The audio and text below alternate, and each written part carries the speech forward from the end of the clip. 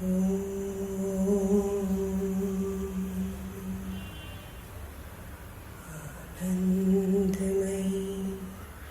चैतन्यमयी सत्यमयी Parme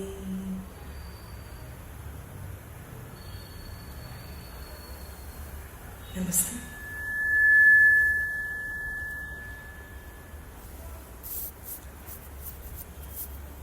The topic that we will discuss today is sadhana through yoga and sadhana through the work, and this is based on certain passages that we will go through the letters on yoga, what Sri Aurobindo has told through letters to his sadhaks on the topic of karma yoga. Yeah, so that would be, we will discuss few points from the compilation, and we will go through the topics and the context of how work has been placed as a very important role in the path of integral yoga. Yeah. So before we begin into the topic, just a very like an outline of the central processes of the sadhana, how Sri Aurobindo has described on the practice of yoga. That is yoga through knowledge, yoga through work, yoga through bhakti, yeah, and self-perfection. So these are the four central processes of sadhana of how he has outlined. And by this sadhana, the objective is to turn all the parts of the being to the divine. Yeah, that's the process of how we define or how we are taking up the practice of yoga. So it's all about growth of the ordinary mind into a spiritual consciousness. That's the path that we are taking and we are following. And it can be done through meditation, yeah, through gaining of knowledge, through dedicated work, that's the karma yoga piece of it, and of course the bhakti for the divine. So this is the way by which the ordinary consciousness can be taken into the journey towards the divine consciousness. So developing this integral spiritual life through karma yoga, for that he places a lot of importance on the experience as the foundation. Yeah, so, and he always has put the karma yoga in conjunction with the jnana yoga and the bhakti yoga. So these three cannot be taken as separate entities. Those three are the paths for the divine consciousness, but he places a very big significance onto the integration of all these paths, and that makes it the path of integral yoga very unique and very different from the traditional yogic paths, right? So if we see, that's a very interesting passage also given in chapter 2 of the section 2, where the uniqueness of the integral yoga becomes very prominent, where they say that he is writing to one of the sadhaks to explain the difference between the old path of old yoga and the new yoga. So purpose of the old yoga was to get away from the life towards the divine, yeah. But what is the essence and what is the difference with the new purpose of the new yoga is to reach the divine and bring the fullness into the life. How you can transform the life, earthly life, into a divine life. Yeah. So that's the crux of the entire integral yoga, and how we can achieve that. And for that purpose, work becomes a very indispensable part of it. And that's the reason that Sri Aurobindo places so much of importance that even through karma, it is very much possible to have that path of realization. Yeah. So by the traditional methods, it is always known that the realization path is always through meditative, through the meditation part of it, and all through the bhakti part of it. That's how you reach the realization goal. But Sri Aurobindo was the one who kind of emphasized on the path of the karma yoga, And that's why we see so many of his writings on the Gita, where he emphasizes on the teachings of Gita, to emphasize and place significance on Karma Yoga equally. So we cannot shun away from the fact that it is a activity-less path. Activity work is very, very important, and that's where he kind of the integral yoga then seeks that, that inner peace, that static peace, and also a dynamic spiritual action. That's where is the beauty of the integral yoga, how you kind of amalgamate the two. So it's playing on both the fronts of Purush and Prakriti. So you have the peace, the static peace through the Purush element, but you are always taking care of also the Prakriti through that spiritual dynamic part of the action. And that's how the Karma Yoga comes into picture. So it's very important in the yogic journey of how we talk about the development of the inner consciousness. So there is also the element of a outer consciousness, the physical consciousness. And that is the reason of bringing it all together under a comprehensive, integrated manner of how you are including the involvement of outer consciousness also. There have always been debates in the sense of how we are positioning the older form of yoga, how the traditional parts of yoga have been. They do not put much emphasis on the work because there is an element of outer consciousness involved, right? So because yoga is always a work of the inner consciousness.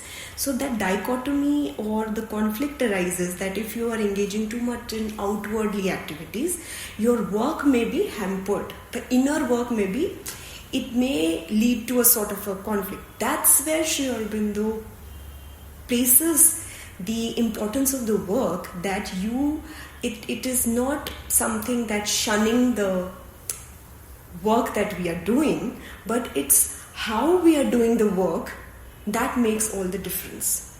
So the difference between the normal work that we do, the normal activities that we engage in, how do we convert it into a yogic form is what Sri Aurobindo emphasizes through the path of Karma Yoga. And that's what we have to keep in mind, or be very conscious about the fact that this is also a very important part of the integral yoga towards realization. So this sets the context of how work comes into picture and how he plays a very, he emphasizes on the interplay between work, meditation, bhakti, because all of this goes hand in hand. So you cannot leave one and you can pick the other. All these letters have been written to sadhaks, primarily in the context of the ashram, but when we look at it from a very objective point of view, and especially the topic of Karma Yoga, it is so universal. It is so applicable to each one of us, be it within the ashram or outside the ashram. So it becomes very, very important for us to understand the essence of how this karmic life can also become a part of the yoga and be a very important piece of the entire phenomenon of the integral yoga. So we'll just go through a few passages, and this is a very interesting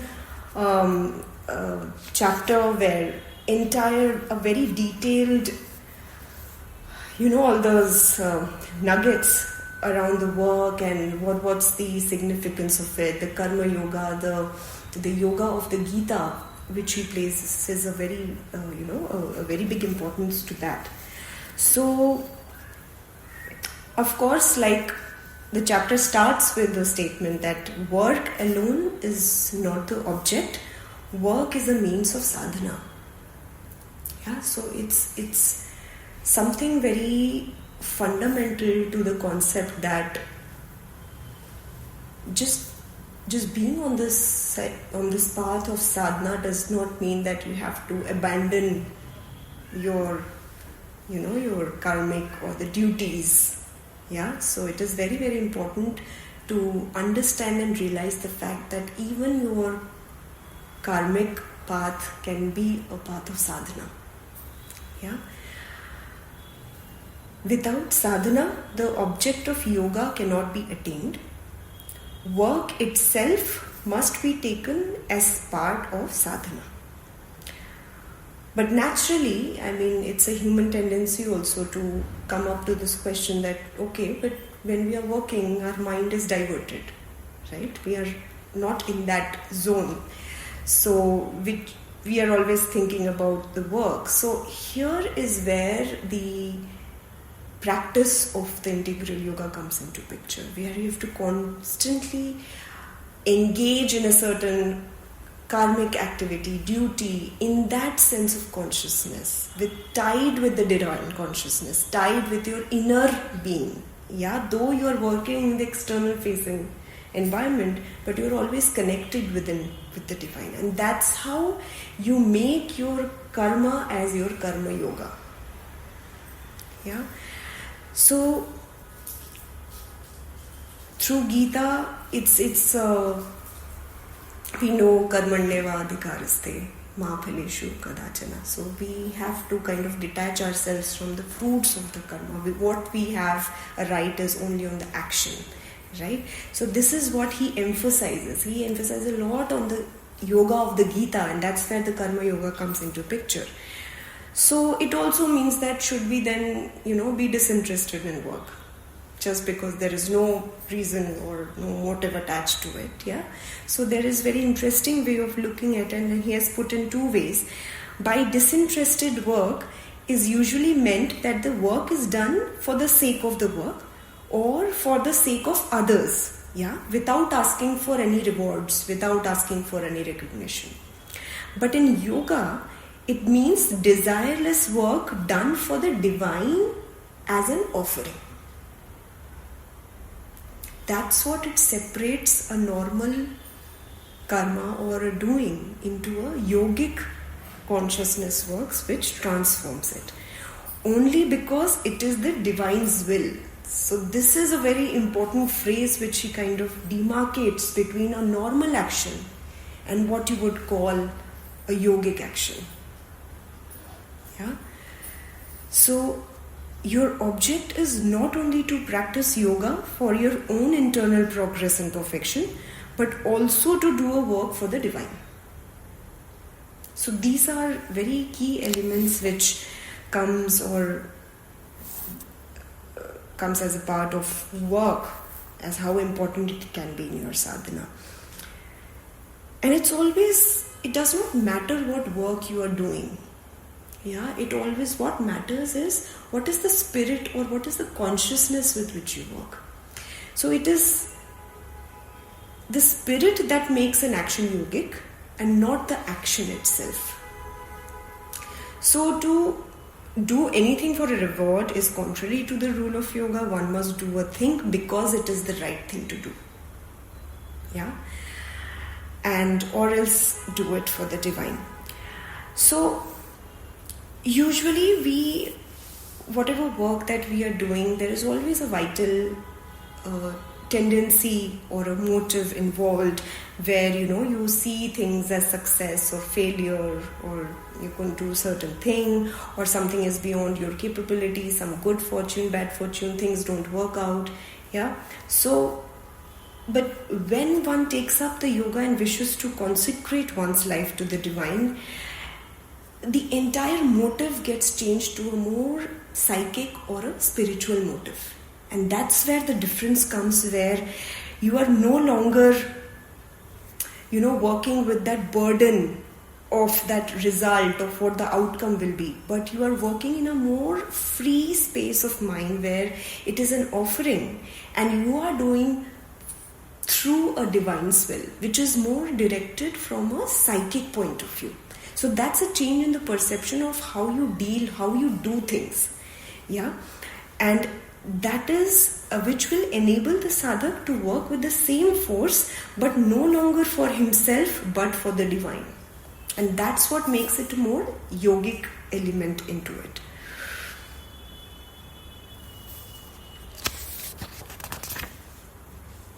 So when he talks about the Karma Yoga of the Gita, he says in one of his letters that all I can suggest to him is to practice some kind of a Karma Yoga, remembering the Supreme in all his actions, smallest to greatest, doing them with a quiet mind and without ego sense or attachment. He may also try to aspire to feel the presence of the divine Shakti behind the world and its forces, and distinguish between the lower nature of the ignorance and higher divine nature. So he keeps us reminding of how to lead a spiritual life through our normal day-to-day activities, and what should be the manobhav, what should be the inner consciousness while doing the work, and how to kind of bring that element out. And that's the line that seems to be natural to him is the Karma Yoga. And therefore he emphasizes that Gita is the great guide on this path. So that's something is very unique, how he kind of places everything on a same significance level.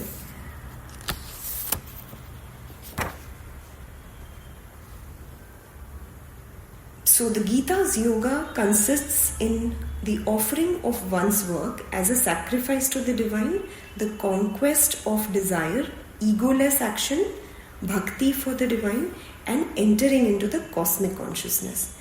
This yoga adds bringing down of the supramental light and force and the transformation of the nature. So we have known about the ascent and the descent factors of when we read about Sri Aurobindo. So this element also emphasizes a lot on the power of the descent and how Karma Yoga plays a very important role in facilitating that. So this yoga adds bringing down of the supramental light and transformation of the nature. So it's a very interesting and important piece of things that all come.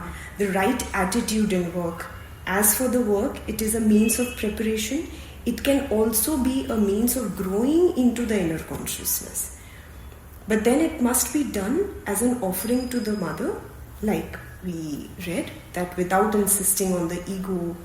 And it always feels that when we get into that mode of the connection of working externally while also being connected, we always have that feeling that mother is presiding over that work.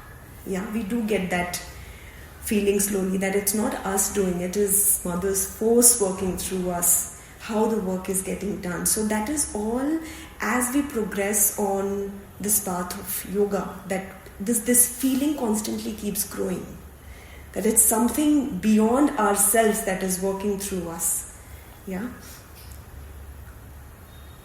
What you have to realize is that any success or failure in the work, it depends on keeping a right attitude towards the work, and in true psychic and spiritual atmosphere, and allowing mother's force to act through you. So that is a very important piece of how we are working, what kind of state of mind or what's the attitude that we are keeping through an equanimity point of view, from a calmness point of view.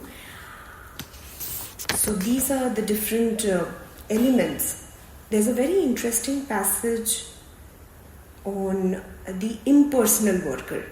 So what does it really mean? So we always talk about detaching ourselves from, how we are undertaking the work or doing the work.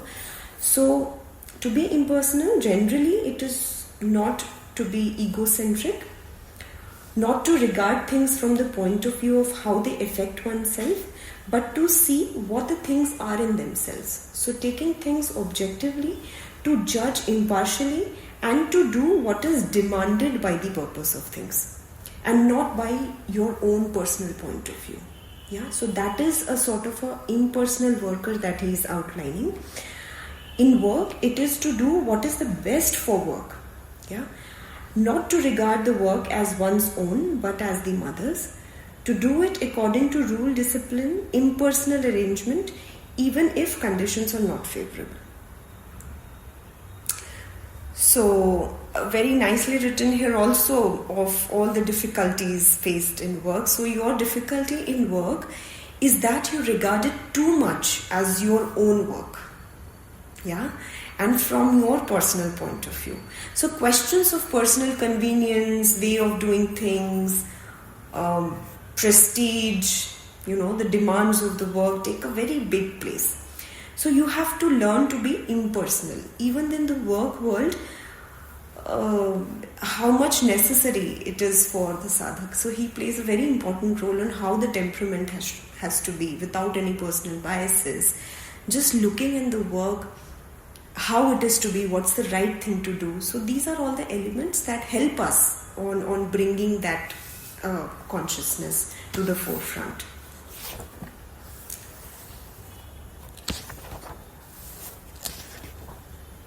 So this is kind of just giving a gist of, okay, this is the path of the karma yoga and being very conscious in the work. So this is another chapter. This is chapter 2 from this section, where it deals completely with, on the topic of how we should be more conscious while doing the work.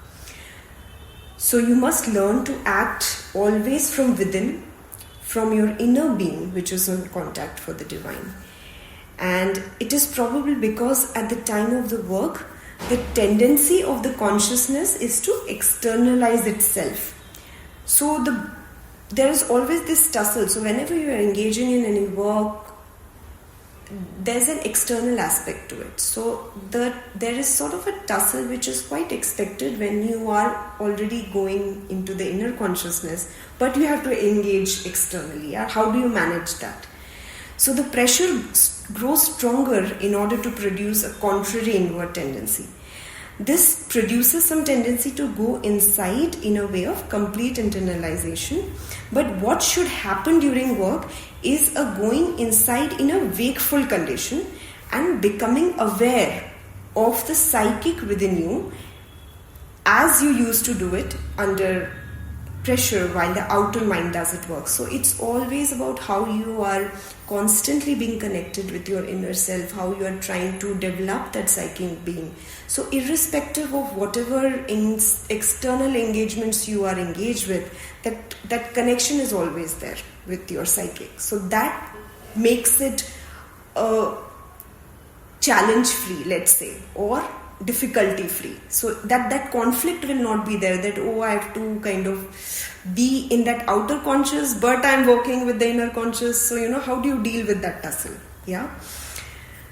So the stress of the power is all right, but there is really nothing incompatible between the inner silence and action. So it is from the traditional paths also. That is the reason that this kind of notion had always come, that when you're working towards inner peace, any sort of external action might disrupt it.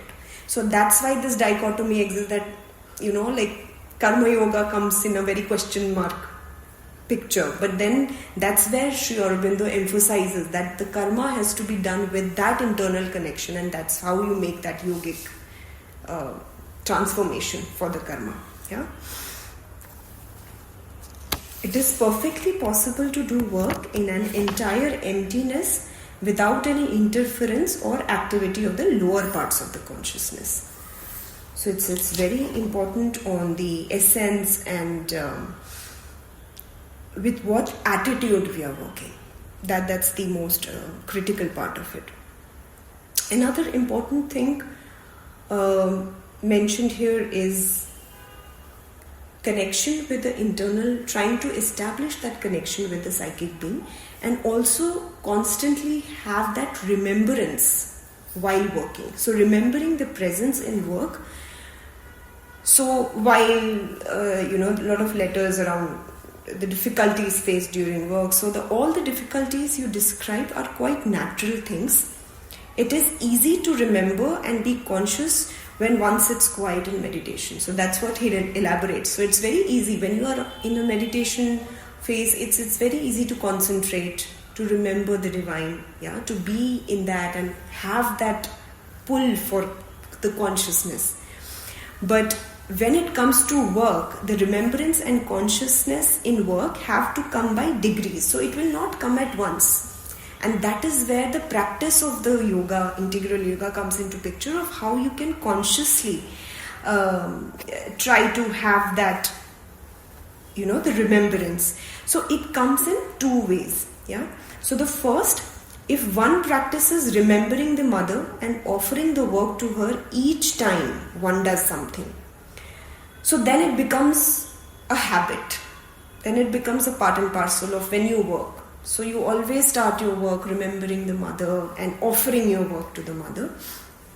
And secondly, the second method is by the meditation of an inner consciousness begins to develop, which after a time, not at once, becomes more and more automatically permanent. So there are two ways to look at it, how you will constantly be very conscious in work. One is constant remembrance and offering to the divine, and second, while you are meditating, aspire for that consciousness. Yeah, so these are two, how we can see, two stages which he has defined very clearly. It's very clear, like a practical guide to us of how we can be more conscious while we are working. So when this happens, then to work with the true consciousness becomes more and more easy. It is same with all the rest. It is by the development of the inner consciousness that all things you speak will be set right. Yeah, so that the part of the utsaha of the work, there is no disinterest in the work. So it kind of, there's a lot of instances where you feel demotivated or you don't feel like, that utsaha or that vibrancy of doing a particular work, it diminishes. But the moment you come into have that in a particular divine consciousness, or start looking at the work from a more divine's will point of view, and from that inner connection point of view, you will automatically feel that joy or the connection or the true essence or the purpose of doing that work. So that becomes very, very important. Yeah. So the transformation of the nature, the harmonizing of all discordant things in the beings, that is what is the collective work of sadhana. And that is what the sadhana through work that we are talking about.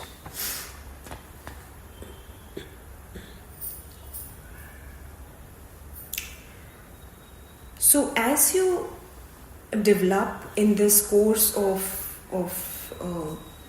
the inner development, so there's automatically a transition of how you receive that inner guidance. You start getting an inner guidance also, as in when you keep moving in the journey. So the basic question comes whether a particular thing is right or not. How do you know that this is the right thing to do? Yeah.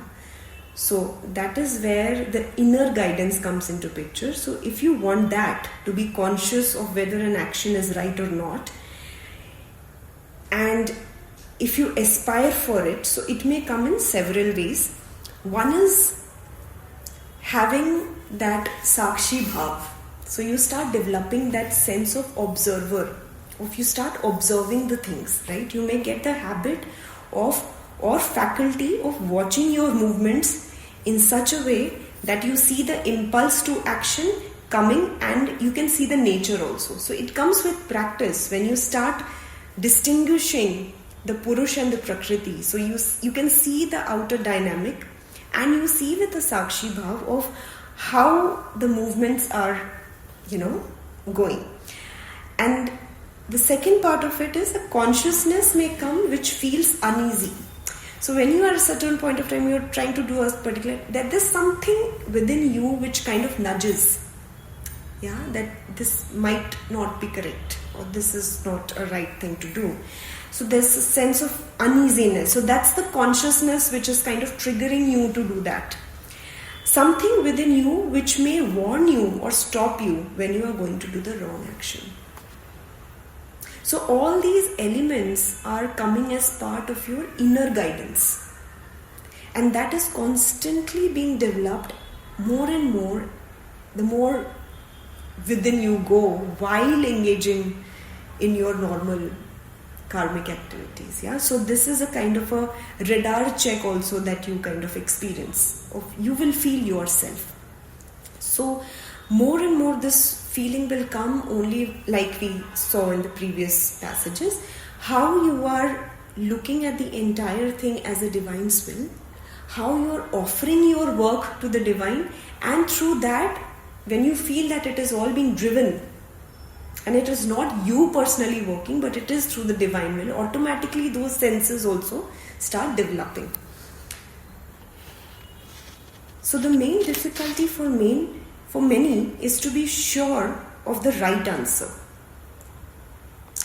So what's the right answer for any particular situation or task? For that, it is necessary to be able to contact the consciousness of the Guru inwardly. And that comes best by bhakti. So here is where he ties in the karmic and the bhakti element of it, of how you would really be very sure that this is the right thing to do. Yeah? This is the right answer.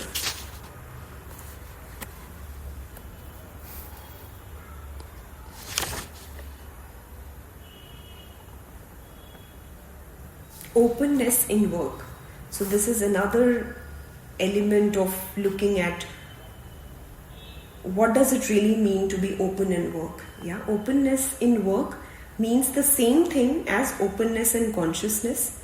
The same force that works in your consciousness in meditation can also take up your action and not only make you aware of the defects, but keep you conscious of what is to be done and guide your mind and hands to it.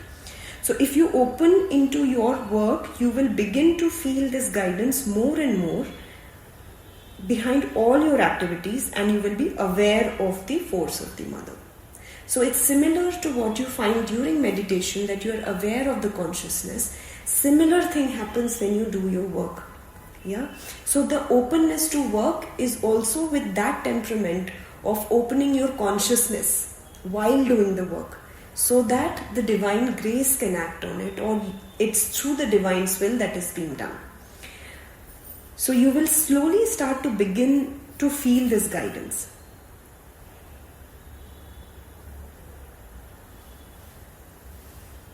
And whatever one feels inspired to do, you must realize that that's the best thing for you to do. So if you're feeling very charged up or inspired by a certain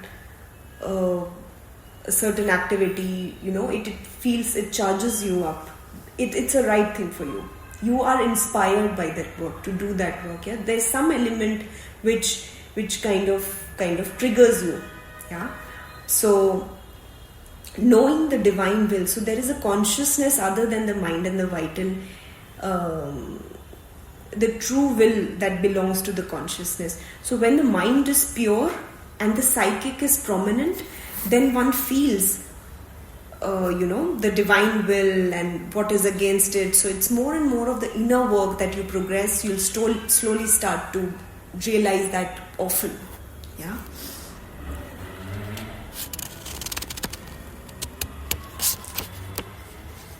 It needs to be a quiet mind to know the divine will. So how will you know the divine will? For that, the first prerequisite is your mind has to be absolutely calm and quiet.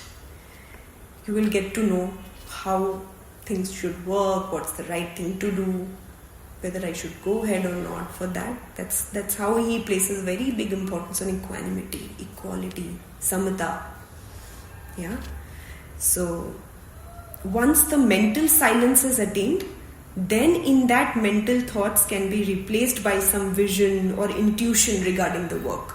And that helps in our day-to-day, how we take up any activity. So if we are always clogged by our own thoughts, our own opinions, we are always clouded with so much of information around us, we sometimes get so bogged down by it. You don't have clarity to decide what's right, what's wrong, should I do it or not. You're always in that cloud. Yeah. So to clear out that's the that's the path of how you're doing a meditation. You're also working in that same frame of mind of collectedness, of having that proper consciousness while you're working. So it could be reading, you could be writing, you could be cooking, it could be driving, anything. So it need not be that you have to of course, meditation prepares you for that yogic journey, but it's also through our day-to-day activity or whatever we are doing to have that particular attitude, of being connected.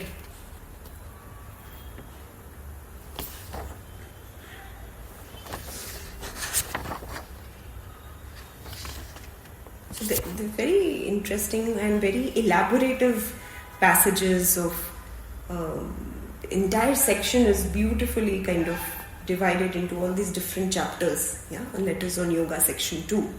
So it's very powerfully all the answers given, and every minute thing coming, all the questions coming from the sadhaks, how he has written it from a work point of view, because he places a lot of importance on that. So also how the divine force is acting in your work. There's a separate chapter on that. So receiving the divine power or force. So to be able to receive the divine power and let it act through you. So there are 3 conditions for that. So how do you, because you have to sort of come in that frame of mind where, mother's force will act through you. So quietude, equality, that's the first condition, not to be disturbed by anything that happens, to keep the mind still. That's the first condition, how you are letting the divine force act through you. The second is absolute faith. Faith that what is for the best will happen for sure. It is always for the best that will happen. That faith, that inherent faith has to be there for the divine force to act. But also that if one can make oneself a true instrument, the fruit will be that one which is guided by the divine light. So kartavyam karma. That's what he emphasizes. And the third is receptivity. The power to receive the divine force and to feel its presence and presence of the mother in it and allow it to work. So if this power and presence can be felt and this plasticity make the habit of the consciousness in action, the eventual result is sure. So equality, faith and receptivity. These are the 3 points that he clearly says of how you are allowing the divine force to work through you.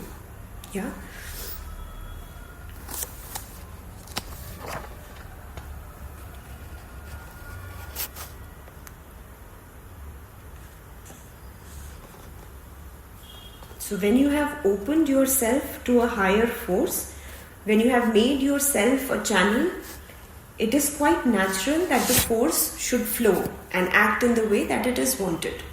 Once the channel is made, the force that acts is not necessarily bound by the personal limitations or disabilities. It can disregard them, act in its own power. In doing so, it may use the instrument simply as a medium, and as soon as the work is finished, leave him just what he was. So here this is entire things how, he has given a very detailed account of how the force works, how we are, we are the channels of that energy, the divine energy that flows through us. What the higher force writes through you is your own, in the sense that you have been an instrument of the manifestation for every worker, artist, everything. So it's just a manifestation of the divine if it is done in that attitude. So that is very, very key of how you let that force work through you. So these are some of the elements on the karma yoga, and how he has actually there's one passage which actually seems like a very strong reply to one of the letters he might have responded to, that how you cannot disregard work. Yeah, so some letters might have come to him telling more around the keeping the work aside, putting more emphasis on do the dhyan, japa, and your bhakti is very important. But he really placed important that work can be a very crucial path for realization, and that is only step by step that you can do, and only through the yogic connection of the work that this can be achieved.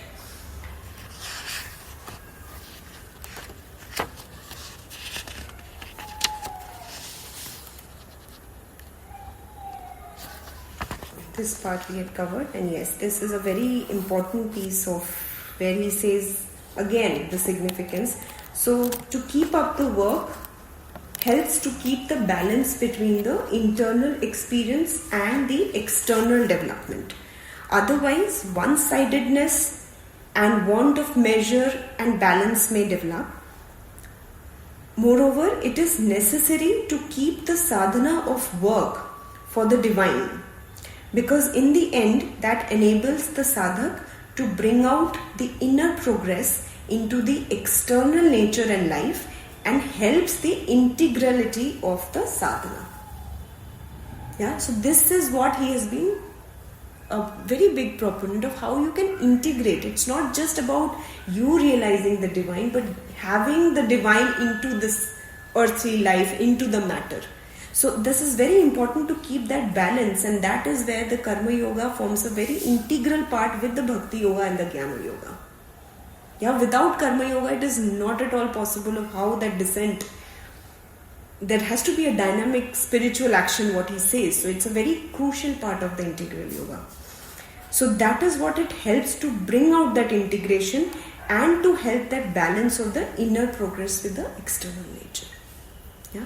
So what we have to always keep in mind, whatever work we are doing, have that inner connection with no sense of ego or personal motives, but just to have that inner connection, have that sense of the divine will that is guiding our work, and always do the work with that consciousness, divine consciousness. And that's when it turns into a yogic karma and becomes part of the Karma Yoga.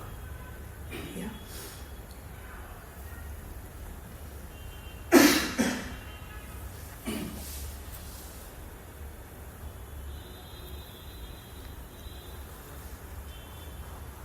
So I'll take a pause here, but I want to also keep this a bit open. So if you would like to share any experiences from your understanding of what you feel of the Karma Yoga, or anything that you would like to share.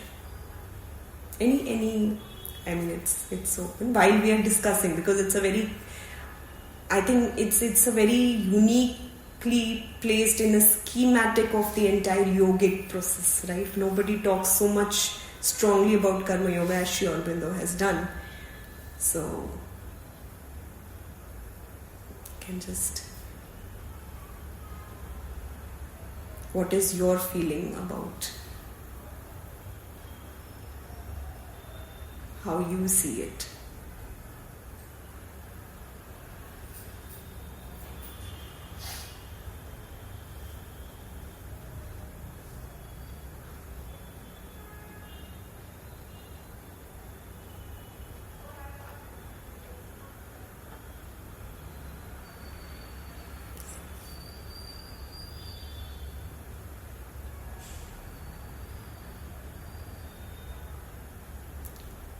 Like we always remember the mother before starting anything.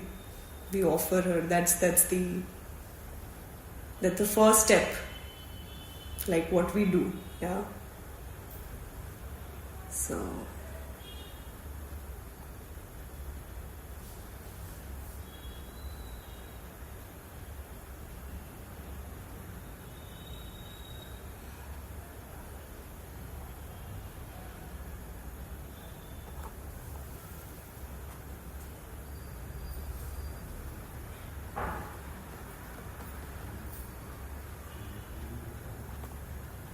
anyone?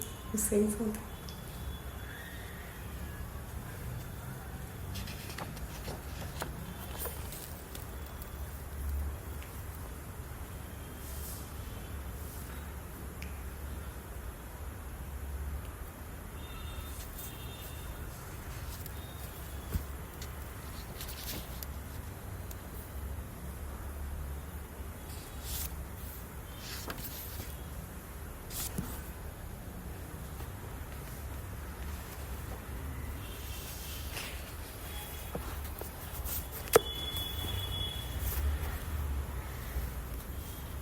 We'll just close our eyes and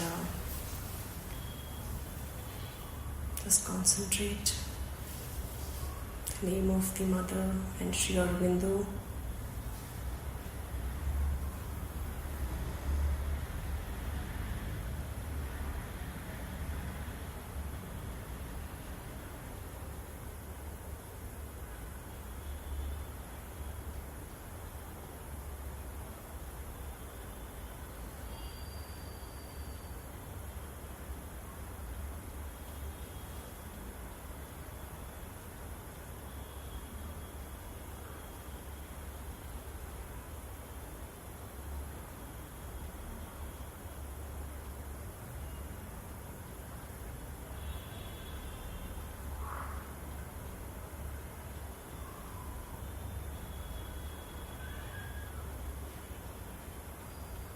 We'll do Om chanting 3 times. We'll close the session. Take a deep breath.